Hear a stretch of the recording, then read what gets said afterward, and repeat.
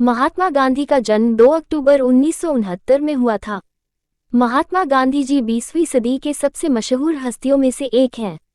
गांधी जी के जन्मदिवस पर एक छोटी सी कोशिश, ये कहानी को जन जन तक पहुंचाने की। गांधी जी ने बिहार के चंपारण में 175 दिन रुककर किसानों के लिए आंदोलन किया था। बदले में चंपारण ने इसे गांधी जी का पहला राष्ट्रीय आंदोलन बना दिया था। गांधी जी जैसे महान हस्ती को पूरे हिंदुस्तान वासियों का तहे दिल से नमन। चंपारण सत्याग्रह आंदोलन क्या था? कारण, ब्रिटिश शासन के अंतर्गत देश के सभी वर्गों के नागरिकों की आर्थिक दशा अत्यंत खराब थी।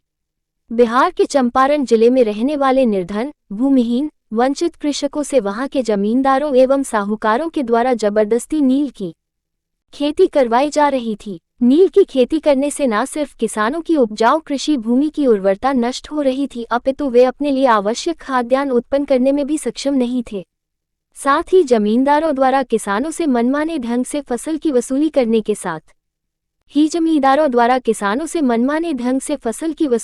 के साथ विभिन्न नियम कानून भी लागू किए जाते थे जो शोषक प्रकृति के थे। अकाल एवं अन्य प्राकृतिक आपदाओं के समय भी किसानों को किसी प्रकार की रियायत नहीं दी जाती थी।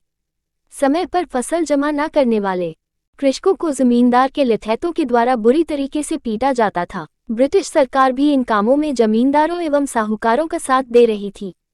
यूरोप में नील की अत्यधिक मांग थी एवं नील के निर्यात से ब्रिटिश सरकार को भारी मुनाफा होता था। अतः ब्रिटिश सरकार भी प्रत्यक्ष रूप से इन शोषक वर्ग के जमींदारों का साथ दे रही थी।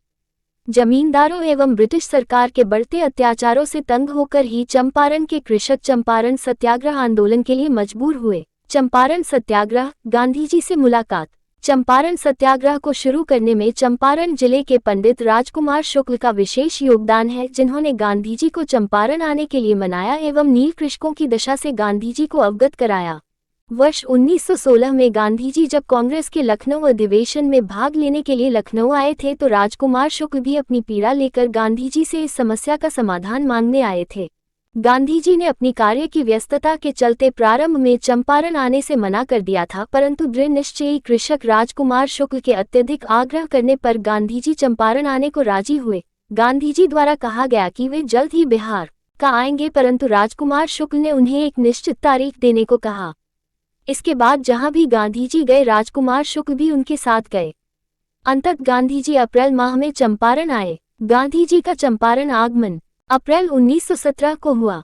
यहाँ वे भारत के प्रथम राष्ट्रपति एवं विधिवेटर डॉक्टर राजेंद्र प्रसाद, नारायण सिन्हा, ब्रजकिशोर प्रसाद एवं रामनाथ प्रसाद के साथ आए थे।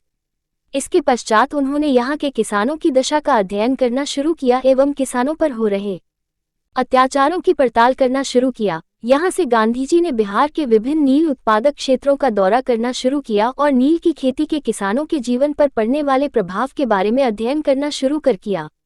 इस आंदोलन के दौरान गांधी जी मुजफ्फरपुर का भी दौरा किया, जहां उन्होंने 15 अप्रैल 1917 को प्रोफेसर जे.बी. कृपलानी से भी मुलाकात की। इसके पश्चात मुजफ्फरपुर के वकीलों ने भी गांधी जी का साथ देने की घोषणा की। चंपारण में गांधी जी के प्रति ब्रिटिश शासन का रुख। गांधी जी के चंपारण पहुंचने की खबर से ही ब्रिटिश अधिकारियों में हड़कंप मच गया था। यही कारण था कि गांधी जी के बिहार आगमन पर ही ब्रिटिश अधिकारी उन्हें बिहार की सीमा से बाहर करना चाहते थे। गांधी जी के चंपारण पहुंचने पर सर्वप्रथम तिरहुत डिवीजन के ब्रिटिश ऑफिशियल कमिश्नर के ऑफिस में पहुंचे।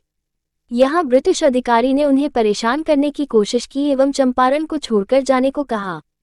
हालांकि गांधी जी इन बातों से विचलित न होकर चंपारण की राजधानी मोतिहारी के लिए निकले, जहां उन्हें कई वकीलों का साथ मिला। गांधी जी को अब तक हजारों किसान ज्वाइन कर चुके थे। यही कारण रहा कि उन्हें चंपारण के डिस्ट्रिक्ट कोर्ट द्वारा समन किया गया एवं चंपारण छोड़ने का आदेश दिया गया, परंतु गांधी जी ने मानवता की सेवा के लिए चंपारण छोड़ने से इनकार कर दिया। गांधी जी का दृढ़ निश्चय एवं जनता का भारी समर्थन देखकर ब्रिटिश सरकार ने उन्हें चंपारण में प्रवास की अनुमति दे दी एवं हजारों कृषकों ने भी गांधी जी के इस आंदोलन में साथ दिया।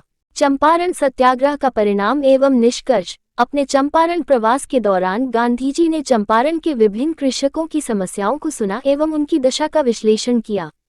हजारों कृषकों की कहानी, दस्तावेजों एवं अपने साथियों की मदद से इकट्ठा सबूतों के आधार पर गांधी जी ने lieutenant governor sir Edward Gait को नील कृषकों की दशा के बारे में अवगत कराया। जिसके पश्चात एडवर्ड गेट द्वारा नील कृषकों की दशा के अध्ययन के लिए कमीशन का गठन किया गया, जिसमें गांधीजी भी शामिल थे। इस कमीशन की रिपोर्ट में नील कृषकों की दुर्दशा की पुष्टि हुई एवं सरकार द्वारा चंपारण कृषि विधेयक पास किया गया, जिसके माध्यम से कृषकों के हितों की रक्षा हेतु दमनकारी व्यवस्था को समाप्त करने, कृषकों की उचित मुआवजा देने एवं अन्य राहतों पर सहमति बनी। साथ ही गांधीजी द्वारा चंपारण क्षेत्र में अशिक्षा को दूर करने के लिए भी विभिन्न प्रयास किया गए, जिससे कि सभी नागरिकों को बेहतर शिक्षा एवं जीवन मिल सके। चंपारण सत्याग्रह के फलस्वरूप भारत की स्वतंत्रता आंदोलन को तेजी मिली एवं देश के सभी आम नागरिक अपने हितों के लिए लड़ने के लिए प्रेरित हुए। इसी के परिणामस्वरूप ब्रिटिशर्स को 15 अगस्त 1947 को भारत को स्वतंत्र करना पड़ा। गांधीजी द्वारा किसानों के लिए किया गया इस राष्ट्रीय आंदोलन को जन जन और नई पीढ़ी तक जरूर पहुंचाएं। हैप्पी गांधी जयंती। चैनल को लाइक, सब्सक्राइब और शेयर जरूर करें। धन्यवाद।